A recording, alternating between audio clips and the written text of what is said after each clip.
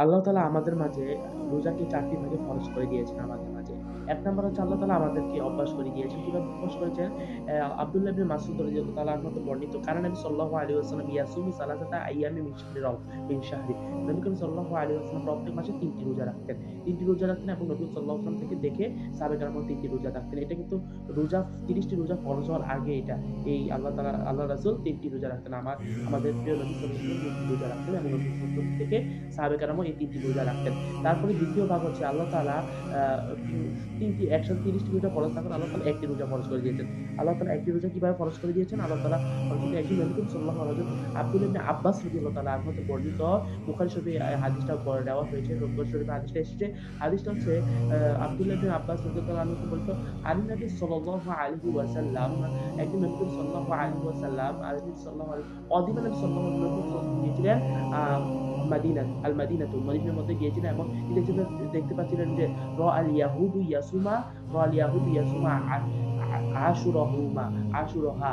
নবী সাল্লাল্লাহু আলাইহি ওয়াসাল্লাম দেখতে পেলেন যে আশুরার রোজা ইহুদিরা রাখতেছে। মুহররমের ১০ তারিখে যে রোজাটা আছে আশুরার, ওই রোজাটা ইহুদিরা রাখতেছে। তো নবী সাল্লাল্লাহু আলাইহি ওয়াসাল্লাম জিজ্ঞাসা করেন, মা হাদা? এটি কি? তখন ইহুদিরা বলল যে হাদা ইয়াউমুন সলিহুন, এটি একটি সম্মানিত দিন, তাই আমরা এই দিনে রোজা রাখি। কারণ এই দিনে আমাদের আমাদের বনি ইসরাঈলকে আল্লাহ তাআলা শয়তানের শয়তানের শয়তানের আমাদের শয়তান মানে বনি ইসরাইলের শত্রু শ ফেরাউনকে নবী আল্লাহ তাআলা তাদের থেকে মুক্ত করেছেন। নাজ্জাল্লাহু, আল্লাহ তাআলা মুক্তি দিয়েছেন তাদেরকে, বনি ইসরাইলদেরকে মুক্তি দিয়েছেন ফেরাউনদের থেকে। তারপর আল্লাহ তাআলা বলেন, তারপর এখান থেকেই একটি রোজা ফরজ হয়েছে। তারপর তারা বললেন যে, ইহুদীরা বললেন যে মুসা আলাইহিস সালাম সর্বপ্রথম এই রোজাটি রেখেছিলেন, সেই কারণে শুকরিয়া আদায় করার জন্য তাই আমরা এই রোজাটা রাখি। তখন নবী সাল্লাল্লাহু আলাইহি ওয়াসাল্লাম বলতেন, আমি তোমাদের থেকে বেশি মুসা আলাইহিস সালামকে সম্মান করি, আমি বেশি ভালোবাসি। আনা আহাব্বুল মুসা মিনকুম, আমি তোমাদের থেকে বেশি মুসা আলাইহিস সালামকে ভালোবাসি। তখন নবী তখন তা নবী সাল্লাল্লাহু আলাইহি ওয়াসাল্লাম কিছু বললেন না। তখন নবী সাল্লাল্লাহু আলাইহি ওয়াসাল্লাম সাহাবাগণকে বললেন যে মহররমের ১০ তারিখে রোজাটা রাখতে। তারপরে ইহুদীদের সাথে বিরোধিতা করার জন্য নবী সাল্লাল্লাহু আলাইহি ওয়াসাল্লাম বললেন যে মহররমের ১০ তারিখে রোজাটা না রেখে তার আগের দিন অথবা তার পরের দিন রোজাটা রাখতে।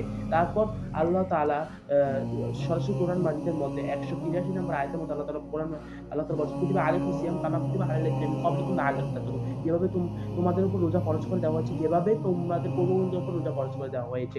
এখানে কিন্তু আল্লাহ তাআলা এই আয়াতটা বলার পরে ১৮৪ নম্বর আয়াতে আল্লাহ তাআলা বলেছেন যে, যারা ধনী আছো তোমরা রোজা রাখো, অথবা যদি তোমরা রোজা না রাখো তাহলে মানে যারা সামর্থ্যবান ব্যক্তি আছে তোমরা যদি রোজা না রাখো তাহলে তোমরা কি করবা? তাহলে তোমরা যারা মিসকিন আছে, যারা মিসকিন আছে তোমরা তাদেরকে তাদেরকে খাওয়াও, তাদেরকে খাওয়ানোর মাধ্যমে তোমরা এই রোজাটা না রাখলেও কোনো সমস্যা হবে না। তবে তোমাদের রোজা রাখাটা কল্যাণ হবে। আল্লাহ তাআলা বলেছেন। এই আয়াতের মধ্যে আল্লাহ তাআলা দ্বিতীয়ভাবে আবার বলেছেন যে, তোমাদের উপর রমজান মাসে রোজা রাখা ফরজ। একদম ডাইরেক্ট আল্লাহ তাআলা ফরজ বলে ঘোষণা দিয়েছেন।